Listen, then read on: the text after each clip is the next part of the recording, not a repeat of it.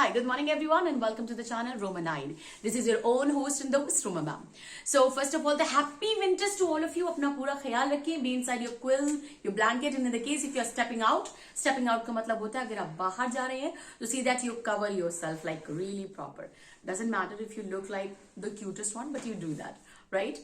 Now the concept is, by the time when I was, when this winter started and all that, many of my students told me, ma'am, preposition ने दिमाग खराब कर रखा है हमारा पूरे तरीके से. Now the concept is, how is preposition actually confusing us? वो कैसे confuse कर रहे हैं? क्योंकि कई बार क्या होता है, many of the times it happens that a preposition has multiple meanings. एक preposition के multiple meanings होते हैं, यानी कई meanings होते हैं, and that is the place where we people get into the dilemma course, right? So what are we gonna do is, today I have taken a preposition which is none other than by, that is by, right? अब चौक जाइए, ये चौकने का ही वक्त है. This by is used in 5 different ways. This preposition is used in 5 different ways. तो whatever I try, मैं हमेशा यही कोशिश करती हूँ आपके लिए कि I should bring it in such a story form that you people get it very clearly कि अच्छा, this is how we can remember. यानी सिर्फ इसका मतलब, जैसे कहते हैं ना वो क्राइम पेट्रोल का क्या लाइन, एक लाइन है, सिर्फ दिखाना, मकसद दिखाना नहीं, जगाना है, मतलब something, मतलब if I'm wrong.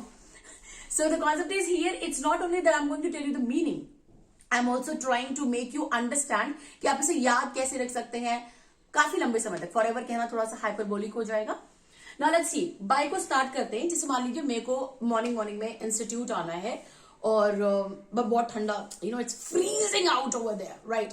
And in the morning it was foggy मतलब कोहरा, और कोहरे की वजह से there was a dew, dew का मतलब ओस पड़ रही थी. तो यानी preposition के साथ साथ there are so many things that I told you before itself. Let's see, by के टाइम पे आप सवेरे जब इतनी ठंड हो रही है तो रजाई से निकलना इट्स अ बिग डील. फिर मैंने अपना मोबाइल चेक किया, 3 अलार्म्स लगाती हूँ मैं. पहले पे नहीं उठना, दूसरे पे नहीं उठना, तीसरे वाले पे होता चल ठीक है उठ जा, बहुत हो गया. सो अभी थर्ड वाले अलार्म पे जब मैं देखती हूँ तो मुझे लगता है कि अच्छा, अब मेरी घड़ी के हिसाब से 6:30 हो रहा है. मेरी घड़ी के हिसाब से, जिसे हम कहते हैं बाय माय क्लॉक या फिर वॉच, जिसको हम कहते हैं के हिसाब से, मेरी घड़ी के हिसाब से, बाय माय क्लॉक या वॉच. क्लॉक और वॉच में डिफरेंस क्या है? Watch which you have here, that is why it is called as wrist watch, जो आपके साथ 24/7 ऑलमोस्ट रहती है. Clock which is there on the wall, जिसपे आपकी नजर बनी नहीं रह सकती. सेकेंड थिंग इज, दूसरा बाय जब वहां पे आता है, इट्स गोइंग टू बी, लेकिन मुझे परेशान होने की जरूरत नहीं है क्योंकि मेरा घर बहुत ही पास में है. So my house is nearby. Now see, अब इस वाले फ्रेज में भी हम बाय वर्ड का यूज करते हैं. पहले यहां पे, दूसरा नियर के साथ बाय, यानी पास ही में है. इट इज पास ही में है. ओके, हिंदी बहुत ही खूबसूरत है, ऐसे बढ़ा जाते हैं तो छोटा हो जाता है, बट डजंट मैटर, इसलिए मैं बोलती चली जा रही हूं आपसे. Now the next one is, अब चूंकि मेरा ऑफिस बिल्कुल पास में ही है तो जाहिर सी बात है कि अगर मैं 6:30 बजे उठ रही हूं तो मैं 7:30 तक पहुंच जाऊंगी.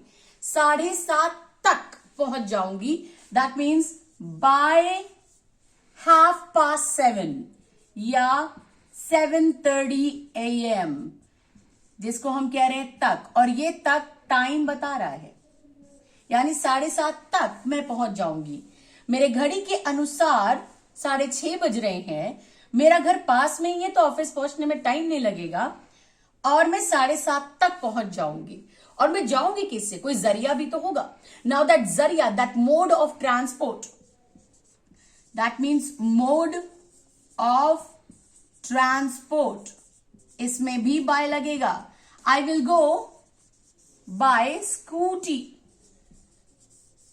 मैं स्कूटी के द्वारा जाऊंगी, जो हिंदी में होता ना लाइक द्वारा, के द्वारा, ये इसके द्वारा किया गया. एक्टिव पैसिव का फीवर याद है? Okay fine.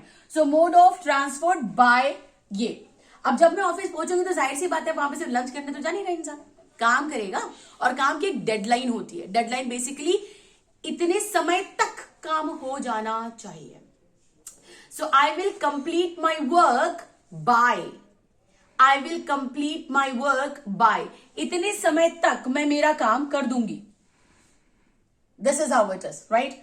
मेरे घड़ी के अनुसार इतना बज रहा है, मेरा घर बिल्कुल पास ही में है, नियर के साथ बाय लगेगा, इसे फ्रेज कहेंगे. यहां पे नियर के साथ bye.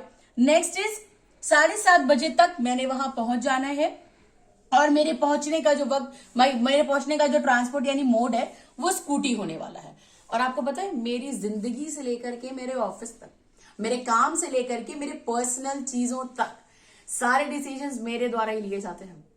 Like all the decisions are taken by me, right. Now let's see, let me see, it's going to be the trait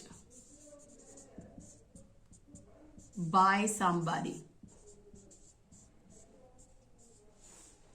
right. So here it is in preposition by. These are the 5 things which make you go a little flummoxed. थोड़ा सा आपको confuse कर देते हैं. क्यों?